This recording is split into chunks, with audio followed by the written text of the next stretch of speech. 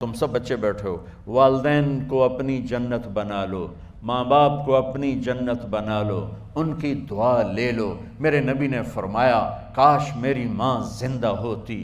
ماں کا خاص طور پر منشن کیا، میری ماں کیوں کہ باپ کو تو دیکھا ہی نہیں، اور ماں کو دیکھا ہے 6 سال۔ میری ماں زندہ ہوتی اور میں عشاء کی نماز کے مصلی پہ کھڑا ہوتا اور میرے گھر سے میری ماں کہتی محمد، تو میں ماں کے لیے نماز توڑ دیتا۔ میرا نبی کہہ رہا ہے۔ اور جب آپ حج پہ تشریف لے گئے اور ابوا کے میدان سے گزرے جہاں میرے نبی کی والدہ کا انتقال ہوا تھا، اس بات کو 57 سال گزر چکے ہیں۔ 6 برس کی عمر میں مدینہ سے نکلے 3 افراد، میرے نبی کی ماں، میرے نبی کے والد کی باندی ایمن، وہ بھی ماں ہیں، انہوں نے بھی دودھ پلایا تھا میرے نبی کو۔ 2 مائیں ہیں، ایک دودھ پلانے والی، ایک پیدا کرنے والی، اور ایک میرے نبی ہیں۔ جب ابوا کے پہاڑوں میں پہنچے تو اچانک ہارٹ اٹیک سے حضرت آمنہ 25 سال کی عمر میں انتقال فرما گئیں، اور میرے نبی نے اتنا اس کا غم لیا۔ 6 سال کا بچہ، میں سن 2000 میں وہاں گیا تھا، میرے آنسوں نہیں رکنے کو آ رہے تھے کہ کہاں میرے نبی کی ماں کو اللہ نے اٹھایا، نہ کوئی آسرا، نہ کوئی سہارا، نہ کوئی رشتہ، نہ کوئی جھولی، نہ کوئی چھاؤں، ایسے تنہا یتیم کر دی۔ جب ان کو پتھروں میں دبا کے نیچے اترے، ایمن کو سے ہاتھ چھڑا کر بھاگے اور اوپر پہاڑی پہ چڑھ گئے۔ جب ایمن پیچھے گئیں تو ایمن نے کیا دیکھا کہ ابوا کے پہاڑ بھی رو رہے ہوں گے، آپ ماں کی قبر کو چمٹ کے ایسے اوپر لیٹے ہوئے تھے، قبر کو پکڑا ہوا تھا، اوپر لیٹے ہوئے تھے۔ جب ایمن قریب آئیں تو سنا آپ کہہ رہے تھے اماں جی، آپ کو تو پتہ تھا آپ کے سوا میرا کوئی نہ تھا، آپ مجھے چھوڑ کے کہاں چلی گئی، کیوں چلی گئی؟ 6 سال کا بچہ پہلی موت دیکھ رہا ہے تو ان کو سمجھ میں نہیں آ رہا کہ میری ماں کے ساتھ ہوا کیا ہے۔ ایمن نے اٹھانا چاہا، آپ نے اٹھنے سے انکار کر دی۔ اس صدمے کو سینے میں لیے ہوئے 57 سال کے بعد، 7ویں دن بندہ رو نہیں سکتا، رونا ہی چاہے تو رونا نہیں آمدا، 57 سال کے بعد آپ اس وادی سے گزرے، آپ نے اونٹنی کو ماں کی قبر کی طرف موڑ دیا، اور ان پلرز کو 3 گنا کرو تو وہ پہاڑ بنتا ہے، چھوٹی پہاڑی تھی۔ اونٹنی کو نیچے بٹھایا، اوپر پہاڑ پر گئے، اور یہ مجھے دیکھو، یوں آپ نے گھٹنے کھڑے کیے ماں کی قبر کے سرانے، اور یہ ہاتھ یہاں رکھے، اور پھر سر دیا اپنے گھٹنوں میں یوں، پھر رونا شروع کیا۔ اتنا روئے، اپریل کا مہینہ تھا، دھوپ سر پہ پڑ رہی تھی، ہم تو ٹھنڈی دھوپ میں بیٹھے ہیں، شدید دھوپ میں بیٹھے تھے، اور اس کنڈیشن میں یہ بچوں کا سٹائل ہوتا ہے، جب لمبا رونا ہو تو وہ یوں بیٹھتے ہیں سر اندر دے کر۔ اتنا روئے کہ آپ کی داڑھی ساری آنسوں سے بھر گئی، سینہ تر ہو گیا، احرام تر ہو گیا، اور کئی گھنٹے بیٹھ کے روتے رہے۔ 2 جہان کے سردار ہو کر تمنا کر رہے ہیں کاش اماں تو زندہ ہوتی، تو مجھے کہتی محمد میں تیرے لیے نماز توڑ دیتا۔ اور میرے نبی نے، یہ بچیاں غور سے سنو، میرے نبی سے پوچھا گیا یا رسول اللہ قیامت کب آئے گی؟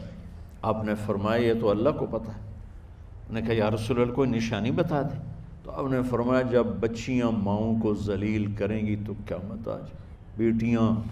جب بیٹیاں ماؤں کے ساتھ بدتمیزی کریں گی اور ماؤں کو ذلیل کریں گی تو قیامت آ جائے گی۔ ایک ماں بیٹی کو میں بھول نہیں سکتا، ماں کے موٹے موٹے آنسو گر رہے تھے، اور بیٹی ماں سے کہہ رہی تھی بھوک نہیں، ہماری اپنی پنجابی زبان، بھوک نہیں، اوہ ہوئے ہوئے ہوئے، یہ تو ہم نوکر کو کہتے ہوئے ڈرتے ہیں، وہ ماں سے کہہ رہی تھی بھوک نہیں، یعنی بکواس نہ کر، رو آگے چپ، صرف آنسو اس کے گر رہے تھے ایسا۔ شاید وہ یاد کر رہی تھی کہ 9 مہینے کیسے اس کو میں نے پیٹ میں پالا، جنتے ہوئے کتنی تکلیفوں سے گزری، اور اس کو دودھ پلاتے ہوئے کتنی راتیں میں نے کاٹ کاٹ کے گزاریں، اور اس کے پیشاب دھوتے ہوئے کتنی دفعہ میں سردی میں ٹھٹھری، اور آج جو مجھے کہہ رہی ہے بھوک نہیں۔ اس لیے میرے نبی نے فرمایا جس نے ماں باپ کو دکھ دیا، سنو غور سے بچوں سارے سنو، جس نے ماں باپ کو دکھ دیا اس پہ اللہ کی لعنت، اس پہ فرشتوں کی لعنت، اس پہ زمین آسمان کی لعنت، نہ ان کی نماز قبول ہے، نہ روزہ قبول ہے، نہ صدقہ قبول ہے۔ میرے نبی کی زندگی کا دوسرا روپ حقوق العباد، نماز حقوق اللہ میں آ جاتی ہے، میں حقوق العباد کی تھوڑی سی وضاحت کر رہا ہوں۔ ماں باپ زندہ ہیں تو دعا لے لو۔ والدین سے کہتا ہوں بچوں کو عزت دو، جہاں اولاد ماں باپ کے حقوق ہیں وہاں اولاد کے حقوق ہیں، اولاد کو عزت دو، اولاد کو عزت دو، اولاد کو عزت دو۔ بہت سی اولاد کی نافرمانی کا ذریعہ ماں باپ بن رہے ہیں، سختی کر کے، زبردستی کر کے اور ٹھونس کر چیزیں نوکروں کی طرح سلوک کر کے۔ میرے نبی کے گھر میں جب بیٹی فاطمہ ملنے کے لیے آتی تھیں تو میرے نبی بیٹھے نہیں رہتے تھے، اب چیئر پہ بیٹھے ہوئے بی بی فاطمہ آ گئی، اب زمین پہ بیٹھے ہوئے ہیں بیٹی آ گئی، اب چارپائی پہ لیٹے ہوئے ہیں بیٹی آ گئی۔ میرے نبی کیا کرتے تھے؟ کھڑے ہو جاتے تھے، کھڑے ہو جاتے، ایک دم کھڑے ہو جاتے تھے، اور پھر کھڑے نہیں رہتے تھے، تیزی سے آگے بڑھتے تھے اور حضرت فاطمہ کا ہاتھ پکڑ لیتے تھے۔ یہ والدین غور سے سنو، حضرت فاطمہ کا ہاتھ پکڑ لیتے تھے اور ہاتھ پکڑ کے مجھے دیکھو یوں بوسہ لیتے تھے، بیٹی کا بوسہ لیتے تھے، پھر ہاتھ چھوڑتے نہیں تھے، ہاتھ پکڑے پکڑے لاتے لاتے لاتے ان کو چارپائی پر پہلے بٹھاتے تھے پھر خود بیٹھتے تھے۔ یہ باپ اور رسول ہو کر بیٹی کو یہ عزت دیتے تھے۔ پھر وہ جنت کی عورتوں کی سردار بنی، پھر وہ جنت کے سرداروں کی ماں بنی، پھر وہ اللہ کے شیر کی زوجہ بنی۔ تو والدین سے کہتا ہوں کہ اپنے بچوں کو عزت دو، عزت دو، عزت دو، عزت دو۔ پھر آپ سے زندگی کے بڑے فیصلے ہیں شادی۔ اب لوگ اکٹھے پڑھتے ہو لڑکے لڑکیاں، اپنی شادی کے فیصلے خود نہ کرو، اپنے ماں باپ کے حوالے کرو۔ اس میں شرافت بھی ہے، اس میں برکت بھی ہے، اس میں رحمت بھی ہے، اور اس میں والدین کی دعائیں بھی ہیں۔ کورٹ میرج کو ہوا نہ دو، boyfriend girlfriend culture ہمارا نہیں ہے۔ میرے نبی کے طریقے میں مرد اور عورت کا صرف نکاح سے تعلق ہے، اس کے علاوہ سب جہنم کی آگ ہے۔ اور والدین سے کہتا ہوں کہ اپنے بچوں سے پوچھ کے رشتے کرو، زبردستی مت کرو۔ میرا معاشرہ بہت سنگین قسم کے جرم کا شکار ہے، بچوں پہ مسلط کر دیتے ہیں، ایتھے ہی کرنی ہے، جٹائیں چی کرنی ہے، بٹائیں چی کرنی ہے، پتہ نہیں آئے کتوں جٹ بٹ۔ چلو تم ناراض نہ ہو، راجپوتائیں چی کرنی، میں راجپوت ہوں، میں اپنی قوم کو بھی رگڑ دیتا ہوں، راجپوتائیں چی کرنی، اگاں کرنی ہی کوئی نہیں۔ یہ ظلم و ستم اولاد پہ مت کرو، اپنی بچی سے پوچھو، اگر بیٹی ہاں کرے تو پھر قدم اٹھاؤ، اگر بیٹی کہہ دے میں نہیں کرنا چاہتی تو وہ نافرمان نہیں ہے۔ اللہ کے واسطے میری سنو، صرف تم نہیں سن رہے ہو، اس کیمرے سے لاکھوں کروڑوں لوگ سن رہے ہیں۔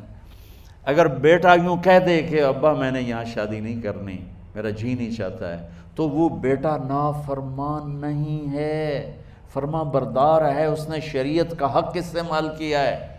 اب ایسا ظلم مت کرو کہ نہیں اتھے ہی کرنی ہے، اتھے گھروں نکل جا۔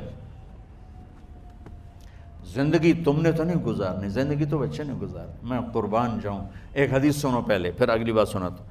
ما تزوجت وما زوجت الا بوحی من السماء نزل به جبریل۔ لوگو سنو، میں نے جہاں شادی کی، میں نے جہاں بیٹی کی شادی کی، پہلے آسمان سے جبریل فرشتہ اللہ کا حکم لے کر آیا، پھر میں نے قدم اٹھایا۔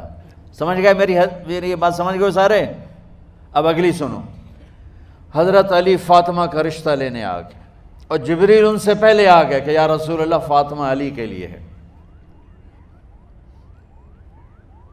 باپ محمد مصطفیٰ جیسا ہے، رشتہ مانگنے والا علی جیسا ہے، اور بیٹی فاطمہ جیسی ہے۔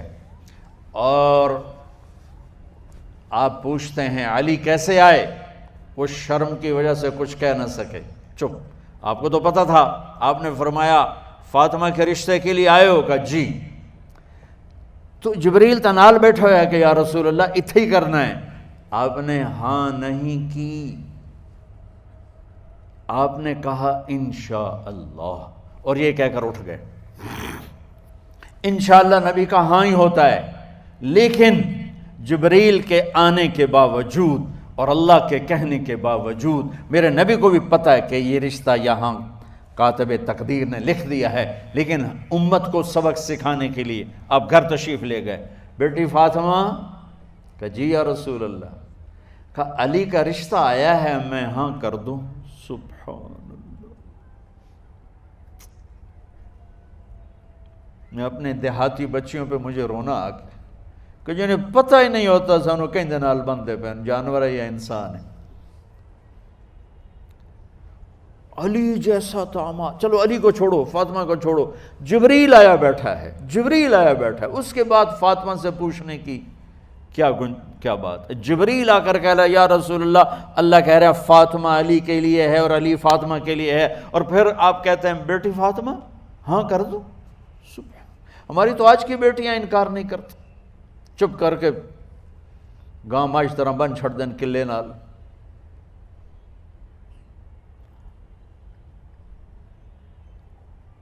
کوئی ان کے اندر کے جذبات کو سننے والا کوئی نہیں ہوتا، اپنی انانیت پر یہ فیصلے کرتے ہیں، اور میرا نبی کہہ رہا ہے بیٹی ہاں کر دو۔ سبحان اللہ۔ آپ کا کیا خیال ہے فاطمہ نے انکار کرنا تھا؟ یہ تو یہ بیٹیاں نہیں انکار کرتی تو فاطمہ نے کہاں کرنا تھا؟ لیکن یہ سبق دینا تھا ان والدین کو جو نادانی میں نادانی کے فیصلے کر کے اولاد کو ہمیشہ ایک ٹھنڈی آگ میں دھکا دے دیتے ہیں۔ حضرت فاطمہ رضی اللہ تعالیٰ عنہا نے جب ہاں کی پھر آپ باہر نکلے۔ اچھا مزے کا واقعہ ہو، حضرت علی اٹھ کے باہر نکلے تو صحابہ باہر کھڑے انتظار کر رہے تھے کہ کیا ہوا۔ حضرت علی کو بھیجنے والے تھے عبد الرحمن بن عوف۔ پہلے ابو بکر گئے تو آپ نے انکار کر دیا، عمر گئے رشتہ مانگا، آپ نے انکار کر دیا۔ عبد الرحمن بن عوف نے علی سے کہا آپ جائیں، آپ کا رشتہ رد نہیں ہوگا۔ کہنے لگے میرا تو ذاتی گھر بھی کوئی نہیں، مجھے کہاں سے رشتہ ملے گا، میں تو بالکل غریب ہوں۔ کہا نہیں تم جاؤ۔ تو واپس آتے انہوں نے عبد الرحمن بن عوف پہ چڑھائی کر دی، وہ کیا ہے نا تو میں نو گلے آئی، انکار ہو گیا۔ تو صحابہ نے پوچھا کیا ہوا؟ کہا کچھ کہا ہی نہیں، چپ کر کے اٹھ گئے۔ تو عبد الرحمن بن عوف کہنے لگے کچھ بولے صحیح، کہ بس اتنا کہا انشاءاللہ کا تو مبارک ہو، نبی کا انشاءاللہ ہاں ہوتا ہے۔ کہا اچھا تو اتنے میں آپ باہر تشریف لے۔ کہا علی، کہا جی، کہا لو بلاؤ، لوگوں کو بلاؤ۔ ساری مسجد بھر گئی، آپ کے ساری مسجد فل ہو گئی۔ آپ ممبر پہ کھڑے ہوئے علی کو سامنے بٹھایا، کہا لوگو یہ جبریل میرے پاس اللہ کا پیغام لائے ہیں کہ میں فاطمہ بنت محمد کا نکاح علی بن ابی طالب کے ساتھ کر دوں۔ پھر آپ نے خطبہ پڑھا اور کہا کہ علی، ہائے ہائے ہائے، میں نے فاطمہ بنت محمد کو 400 درہم مہر کے عوض تیرے نکاح میں دیا، تو نے قبول کیا؟ حضرت علی نے زور سے نعرہ لگایا میں نے قبول کیا، اور سجدے میں چلے گئے، اللہ کا شکر کا سجدہ ادا کیا۔ پھر میرے نبی نے وہیں سارے مجمع کو شہد کا شربت پلایا اور تازہ کھجوریں کھلائیں، اور پھر جب رخصتی ہوئی تو آپ نے حضرت علی سے فرمایا کہ آپ آ کے لے جاؤ۔ پھر آپ نے حضرت ام سلمہ، حضرت حفصہ اور جناب حضرت عائشہ رضی اللہ تعالیٰ عنہ، ان تینوں کو بلا کر فرمایا تمہیں پتہ ہے نا مجھے فاطمہ سے کتنا پیار ہے، تو تم فاطمہ کو دلہن بناؤ، اس کی تیاری کرواؤ، اسے دلہن بناؤ۔ تو ان تینوں نے حضرت فاطمہ کو دلہن بنایا۔ پھر آپ نے حضرت علی کو پیغام بھجوایا، وہ تشریف لائے، اپنی اونٹنی لے کر آئے، حضرت عقیل ساتھ ہے، سلمان فارسی ساتھ ہے، اور دروازے پر اونٹنی بٹھائی، آپ علی کو اندر لے گئے اور یوں فاطمہ کا ہاتھ پکڑ کے علی کے ہاتھ میں دے کر فرمایا علی تمہیں نبی کی بیٹی مبارک۔ سبحان۔ پھر آپ نے کہا میری بیٹی فاطمہ، مجھے اپنے خاندان میں جو سب سے زیادہ محبوب تھا میں نے تیرا ہاتھ اس کے ہاتھ میں دے دیا ہے۔ والدین سے کہتا ہوں اپنے نبی کی زندگی پڑھو۔ میرا درد ہے کہ ہماری ثقافت میں اسلام داخل نہیں ہوا، ہمارے عبادت میں اسلام آ گیا، بہت سارا مجمع مرد عورتوں کا نمازی ہے، حاجی ہے، عمرے کرتے ہیں، لیکن ثقافت میں نبوت کی جھلک دکھائی دے، ثقافت میں اللہ کا نبی دکھائی دے، وہ نہیں ہے۔ زندگی بیت گئی اس انتظار میں، مدت سے لگ رہی تھی لب بام ٹک ٹکی، تھک تھک کے گر گئی نگہ انتظار آج، پتہ نہیں کب صبح ہوگی۔ چلو کہتے تو جائیں مجھے ہے اگرچہ بت ہیں جماعت کی آستینوں میں، مجھے ہے حکم اذان لا الہ الا اللہ۔ والدین کے ذمہ ہے اولاد کو عزت دینا، ان کے سب سے بڑی خواہش میں ان کا احترام کرنا کہ زندگی انہوں نے گزارنی ہے، اور آپ کے ذمہ ہے والدین کے آگے سر جھکا دینا۔ اللہ کے واسطے کورٹ میرجز اور خفیہ شادیاں یہ نہ ہماری ثقافت ہے نہ یہ انسانیت ہے، ہمیشہ دکھ دردوں میں زندگی گزرتی ہے کہ اصل زندگی تو موت کے بعد آنے والی ہے۔ تو والدین پڑھیں شریعت کو، اولاد بھی پڑھے اپنے نبی کی زندگی کو۔ ایک شخص حضرت عمر کے پاس آیا ایک بیٹے کو لے کر، کہا امیر المومنین یہ میرا بیٹا بڑا نافرمان ہے اور مجھے بہت تنگ کرتا ہے۔ حضرت عمر کے پاس لاٹھی ہوتی تو انہوں نے یوں اٹھائی، وہ کہنے لگا حضور معافی دیا جائے، ایک میری گل سن لو۔ آپ نے فرمایا کیا؟ کہنے لگا ماں پیو دے بڑے حق ہیں، بالکل ٹھیک ہے، پر کوئی ساڈا حق بھی ہے ماں پیو تے؟ آپ نے کہا ہاں۔ آپ نے کہا ہاں۔ کہنے لگے ذرا وہ بتا دیں۔ کہا پہلا حق ہے اچھی ماں تلاش کرے، نیک عورت تلاش کرے۔ دوسرا حق یہ ہے نام اچھا رکھے۔ تیسرا حق یہ ہے اس کو قرآن کی تعلیم دے۔ کہا جی پھر سن لو حضرت جی، میرے پیو کو پوچھو اس حبشی عورت نال شادی کر کے مینوں حبشی ماں دیتی، انہوں کوئی عرب ماں ہی نہیں لتی، میرا پہلا حق اس مارا ہے۔ دوسرا سن لو، اس نے میرا نام جولان رکھا ہے، جولان گندگی کے کیڑے کو کہتے کہ اس نے میرا نام جولان رکھا ہے۔ اور تری سن لو، اس آج تے مینوں قرآن دی شکل نہیں وکھائی، حضرت عمر ہوئی سوٹا ہو دے سر تے پھیر دے کہ پہلے تیری مالش کراں پھر ایدی کر سکتے۔